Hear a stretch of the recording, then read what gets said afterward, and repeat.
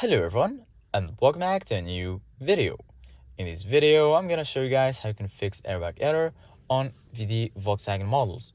This solution will work for nearly all the models like the Tiguan, Golf, Volkswagen Polo, Volkswagen Tiguan, Passat, and Touareg. So if you have any of these models, the solution will work fine for you. Airbags are critical safety systems. Never attempt to remove or repair airbags yourself unless you're qualified. Start by checking if the passenger airbag is accidentally turned off.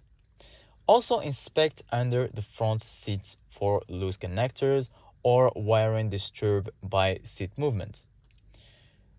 Did you disconnect the battery, install accessories, or move seats recently?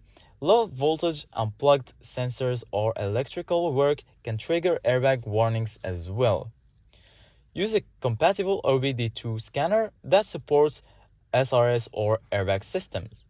Read the fault codes first, don't just clear the warning. The code will tell you if it's a sensor, wiring module, or seatbelt issue. Common causes include faulty crash sensor, damaged wirings, worn clock springs, seat belts, tensioner problems, or a defective airbag control module.